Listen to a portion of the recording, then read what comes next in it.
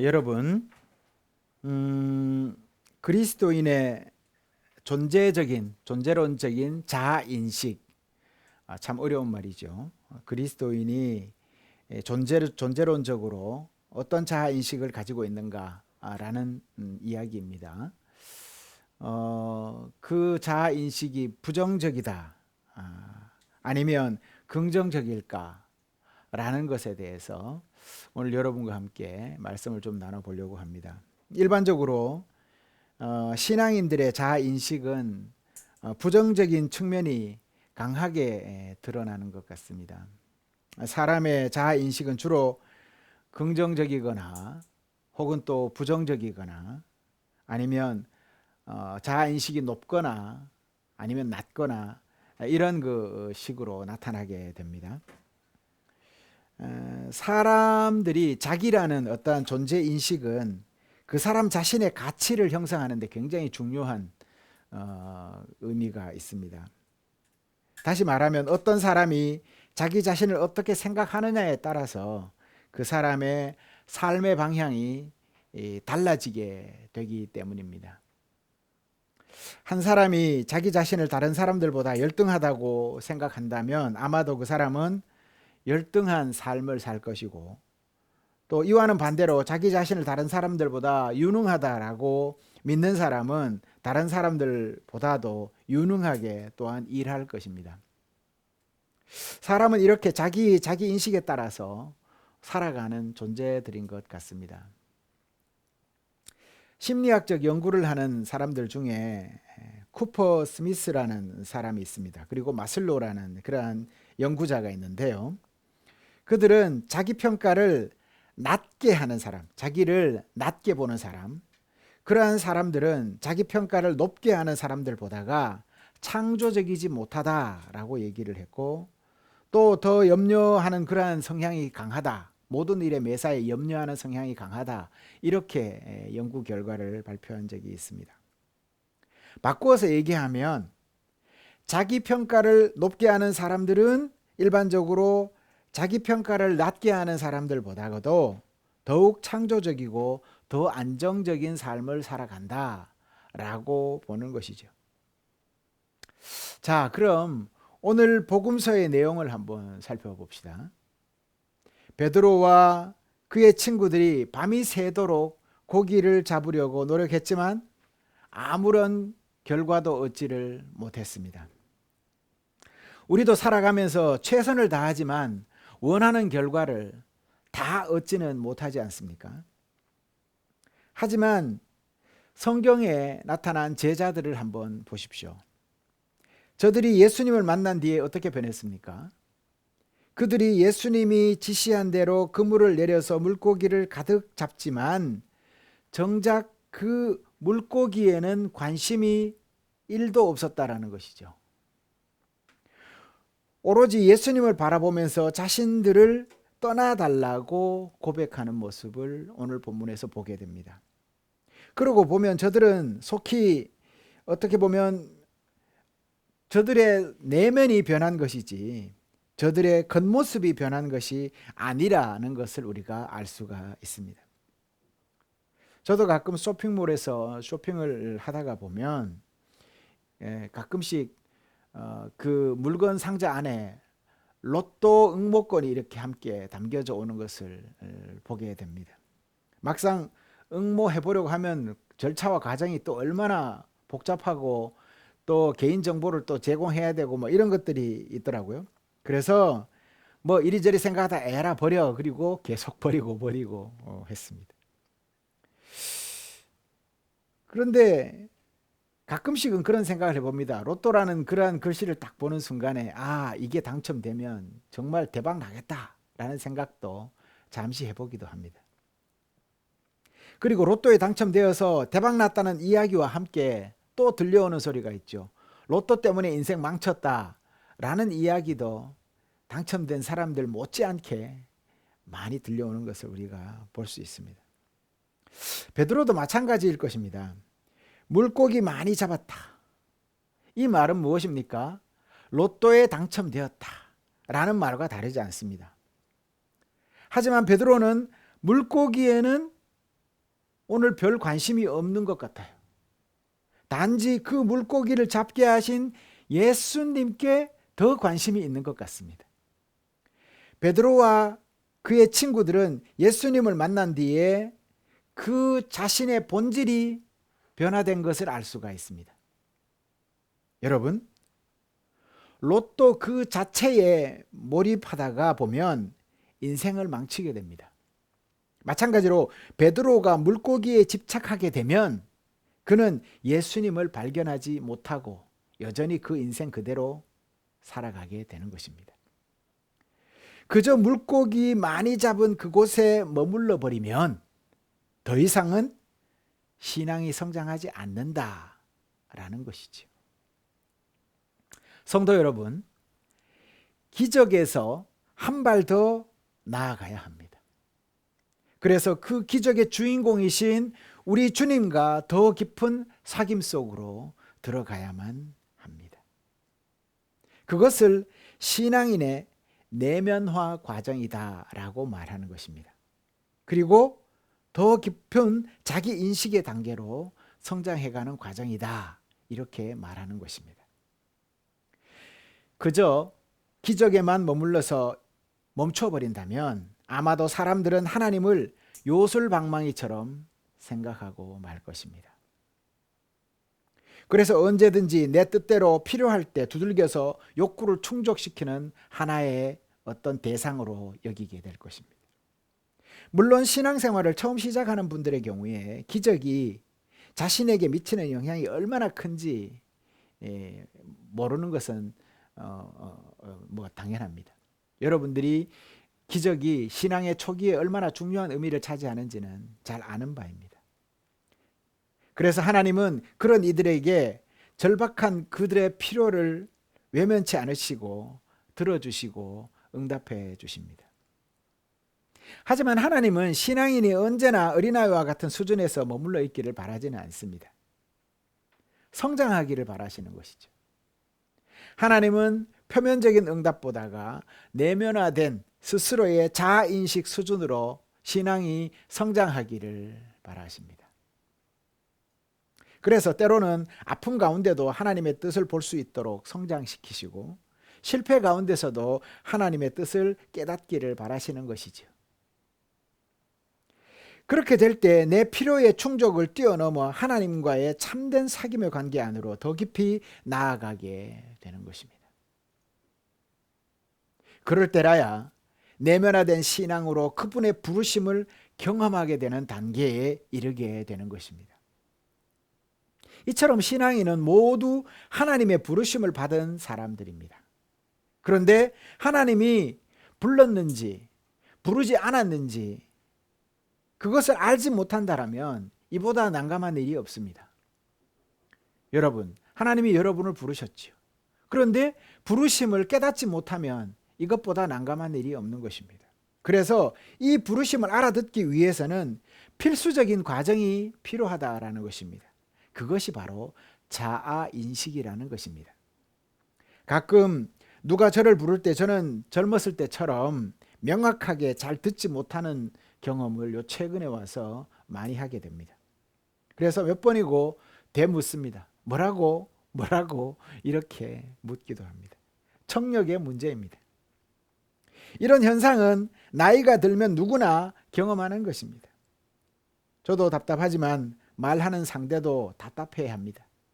그래서 자녀들이 부모님께 보청기를 해드리는 이유가 생각해 보니 자녀들 좋으려고 자기들 좋으려고 부모님께 보청기를 해드리지 않나라는 생각도 해보기는 했습니다. 그런데 이렇게 귀가 잘 들리지 않아서 못 듣는 거야 뭐라고 할 수는 없는 일이지만 말귀를 못 알아들으면 이것은 정말 대책이 없습니다. 상대가 무슨 이야기를 열심히 하는데 듣는 사람은 듣는 둥 마는 둥 반응이 없습니다. 말귀를 못 알아듣기 때문입니다. 이런 사람을 만나면 참으로 말하는 것이 이리도 힘들구나 하는 것을 깨닫게 됩니다. 여러분은 말귀를 잘 알아듣는 편입니까? 신앙인은 모두가 하나님의 부르심을 받은 사람들입니다. 그러니 그분이 부르셨다는 사실을 인식하는 사람이어야 된다라는 말이죠. 그러니 부르심에 있어서 가장 필요한 것이 있다면 그것은 하나님이 나를 부르셨구나 라는 것을 깨닫는 것입니다. 그것이 자아인식이라는 것이죠. 그렇게 부르심을 받고 하나님과 만남을 가진 사람들에게 나타나는 반응이 있습니다. 그게 무엇입니까? 그건 바로 자기를 부정하는, 스스로를 부정하는 일을 하게 된다는 것입니다. 우리도 때로는 자기 부정이라는 감정에 사로잡힐 때가 있지요. 언제 그런 반응이 일어납니까? 예를 들어서 우리가 살아가면서 큰 질병이나 어려움을 당할 때 그 현실을 인정하고 싶지 않아 합니다. 특별히 어느 날 갑자기 큰 수술을 해야 된다고 생각을 한번 해보십시오. 대부분의 사람들은 내가 왜 이런 일을 겪어야 하나? 왜 나에게 이런 일이 닥치나? 라고 부정하게 되는 그러한 과정을 모든 환자들이 동일하게 경험하게 됩니다. 그것을 부정이라고 하죠. 이런 현상은 대부분의 환자들에게서 발견할 수 있는데 기본적인 그러한 정서적인 특징이라고도 할 수가 있습니다. 여러분, 부정은 우리 내면의 무의식 속에 숨어 있다가 툭 튀어 올라오는 것입니다. 사람들에게 불행이 닥쳤을 때 의식적으로 판단해보고 이거는 내가 부정해야지라고 부정하는 것이 아닙니다. 나에게 알지 못하게 담겨있던 그 무의식 속에 부정이 툭 튀어나와서 그것을 부정하게 만드는 것이죠. 신앙생활에서도 마찬가지입니다. 하나님의 부르심을 받은 이들의 반응도 자신이 죄인이라는 반응을 보이게 됩니다. 오늘 복음서에서 예수님이 보여주신 놀라운 기적 앞에 베드로는 어떻게 반응합니까? 주님, 저를 떠나주십시오. 저는 죄 많은 사람입니다. 라고 누가복음 5장 8절에서 얘기하고 있습니다. 여러분, 베드로가 정말로 주님께 떠나달라고 그게 좋다라고 생각해서 그렇게 말했겠습니까? 아닙니다. 진심으로 그랬다기보다는 그만큼 저는 죄와 흠투성이인 사람인데 어찌 거룩하신 당신과 함께 할 수가 있겠습니까? 라는 표현이겠죠. 그런 자신을 베드로가 지금 자아인식했다라는 겁니다. 나는 도저히 저분 앞에 머물 수 있는 사람이 아니구나 라고 인식을 했다라는 것입니다. 성경에는 하나님을 만나면서 대부분의 사람들이 이런 반응을 보입니다. 예를 들어서 이사야의 경우 오늘 구약에서 읽었지 않습니까? 거기에서 하나님을 만난 뒤에 이사야가 뭐라고 합니까? 이제 나는 망했다. 이렇게 얘기하지 않습니까? 큰일 났다. 나는 입술이 부정한 사람인데 내 눈으로 주님을 보다니 이제는 나는 망했다. 이렇게 표현하지 않습니까?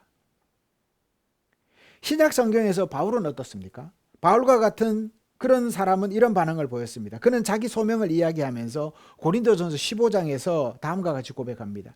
사실 나는 사도들 가운데 가장 보잘것없는 사람입니다.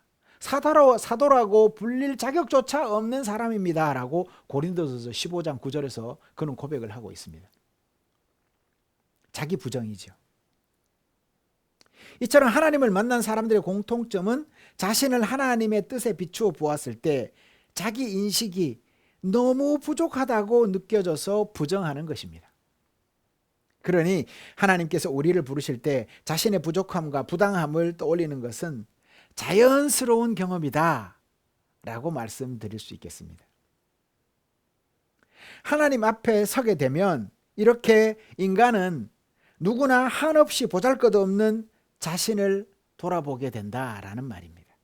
스스로 죄인이라는 사실을 그때서야 고백하지 않을 수 없다라는 것이죠. 그러니 이제 죄인이라는 것을 알았으니 그렇게 고개 숙이고 그렇게 살아가 이 말이겠습니까?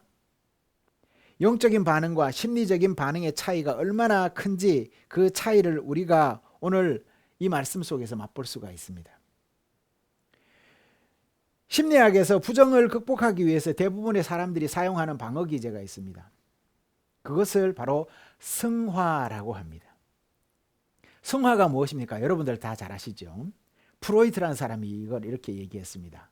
그런데 더 구체적으로 얘기하면 프로이트가 이 승화라는 걸 얘기한 것이 아니라 프로이트의 딸인 안나 프로이트가 그 이 영프로이트 학파들이 모여서 그들이 나중에 이 방어 기제라는 내용을 정리를 해서 이렇게 발표를 한 것이죠. 성화라는 것은 부정과 다르지 않은 말입니다. 쉽게 말해서 성화라는 것은 사회적으로 받아들여지는 방법으로 표현을 한다라는 것이죠. 예를 들어 볼까요? 어떤 사람이 굉장히 주먹질을 잘하는 사람이 있습니다. 걸핏하면 주먹질을 하고 사람을 두들겨 패기 일쑤입니다.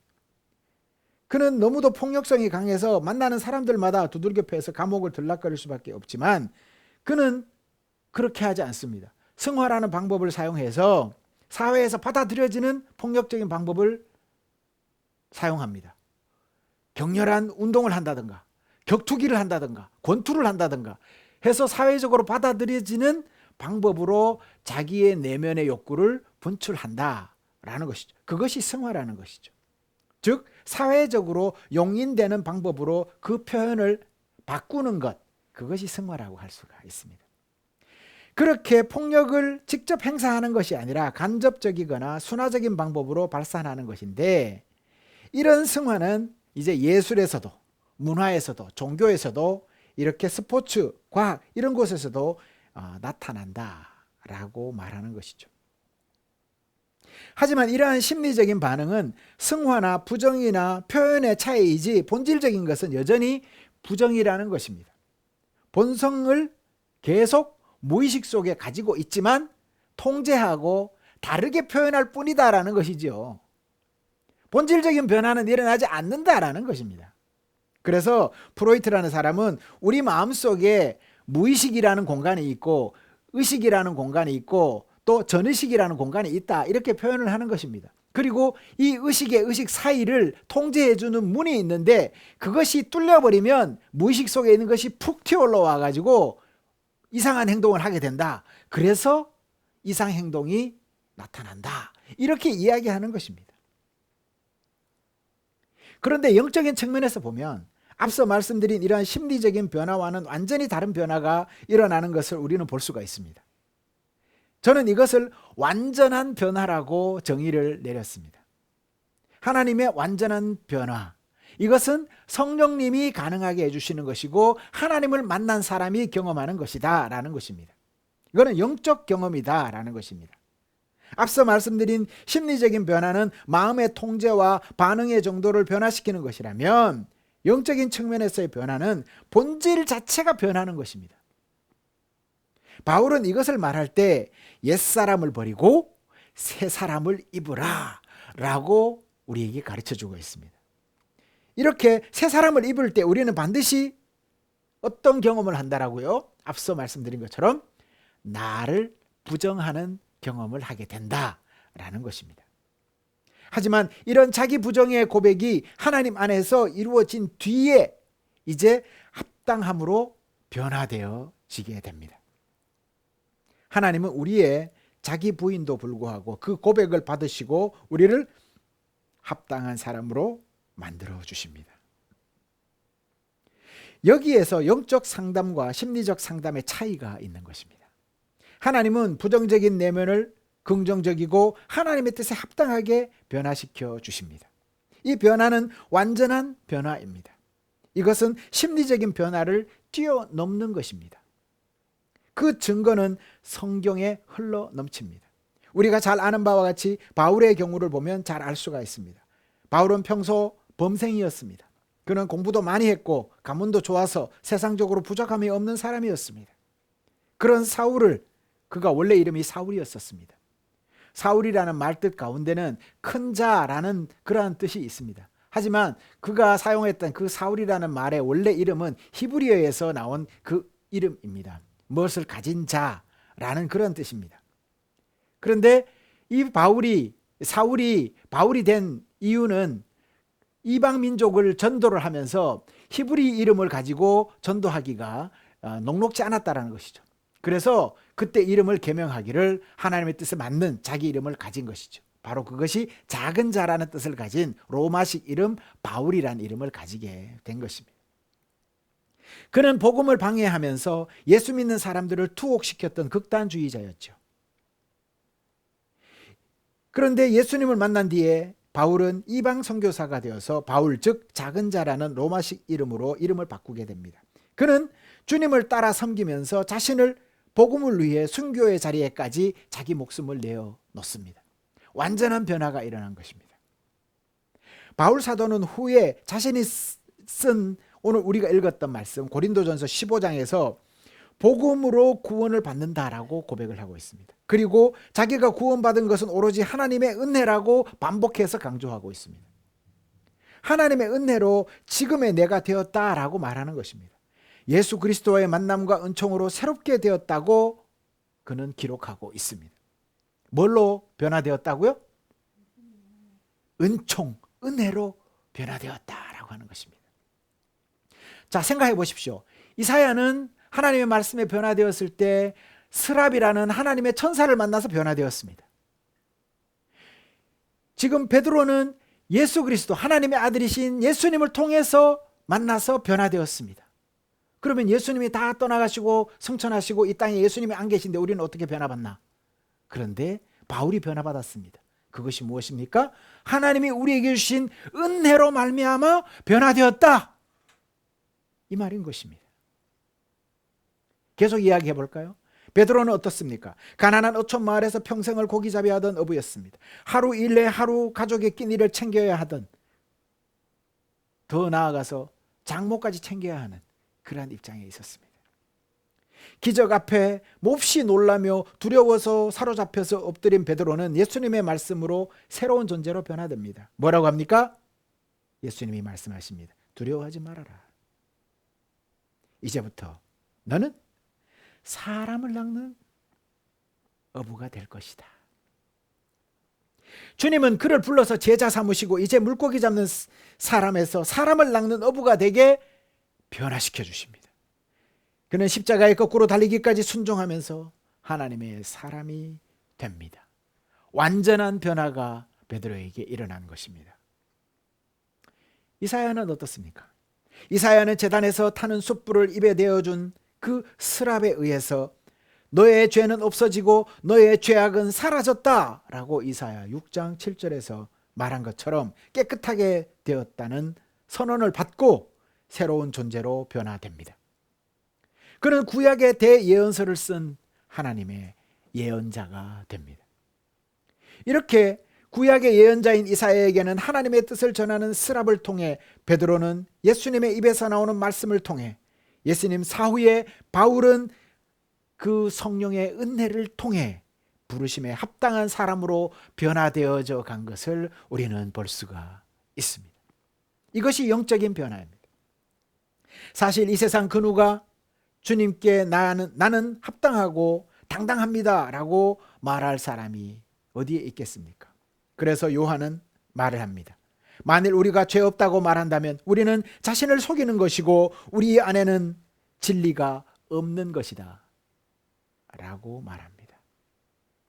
하나님께서는 지금 이 순간에도 세상 속에서 순례의 여정을 걷고 있는 우리를 불러주십니다. 죄인인 우리가 그에게 합당한 존재로 살아가기 위해서는 나날이 새로워지지 않으면 안 됩니다. 그래서 우리 주님은 성령님을 보내시고 매일매일 자신을 돌아보아 회개하며 주님의 사명을 감당하도록 우리를 도와주십니다. 은혜입니다. 성도 여러분, 이사야를 깨끗하게 해주신 그분이 바로 말씀입니다. 하나님의 천사 스랍이 부집개로 집어서 타는 숯을 이글이글 타는 불덩이에다가 불덩이를 그 이사야의 입술에다가 대십니다. 이 불은 살아있는, 그래서 우리의 영과 골수를 쪼개고 남는 그런 능력이 있습니다. 이 불이 우리의 입을 깨끗하게 하십니다. 그리 입이 깨끗해야 하나님의 사람으로 당신 부르심에 합당한 일을 행할 준비가 된 것입니다. 오늘 이사야도 그 뜨거운 불길이 입에 닿았습니다. 바로 그 입에 말씀이 담기고 그 불같은 사랑을 입술에 담아 형제와 세상에 나아가 그 복음을 전하라 말씀하십니다. 사랑하는 성도 여러분, 주님께서는 말씀과 성령님을 통해서 매일매일 여러분의 내면을 새롭게 해주시기를 원하십니다. 그렇게 우리를 부르시고 그 자격 또한 합당하도록 우리에게 부여해 주십니다. 우리는 죄인이지만 감히 그분 곁에 머물 수 있습니다. 그러니 우리의 능력과 자질 부족, 우리의 죄와 허물 때문에 실망하거나 좌절할 필요가 없습니다. 세상은 모두가 자기의 가진 것으로 믿음을 얻으려고 애를 씁니다. 하지만 오늘 말씀에서 우리가 깨닫는 것은 스스로 죄인이라고 고백하는 그들이 겸손히 하나님의 일을 감당하는 사람이라는 사실을 여러분은 기억해야 하겠습니다. 성도 여러분, 그러니 우리는 겸손히 하나님 앞에 나는 죄인입니다 라고 고백해야 하겠습니다. 그런 영적 자기 인식이 새로운 사람을 우리 주님께서는 당신의 합당한 도구로 그렇게 불러서 사용해 주실 것입니다. 성도 여러분, 여러분이 그런 분들입니다. 자기 능력을 의지하지 않고 주님께서 던지라고 하는 그곳에 그물을 던지는 베드로처럼 주님께서 말씀하시는 대로 예함으로 많은 영혼들을 하나님께로 인도하는 사람 낚는 어부가 되시는 여러분이 되시기를 바랍니다. 그리고 이사야처럼 주님, 제가 여기 있습니다. 저를 보내주십시오 라고 자청하는 우리 모든 신앙인들이 다 되시기를, 그렇게 하나님의 능력 안에서 한 주간 승리하면서 살아가시는 우리 모든 분들이 다 되시기를 간절히 축원합니다. 기도드리시겠습니다.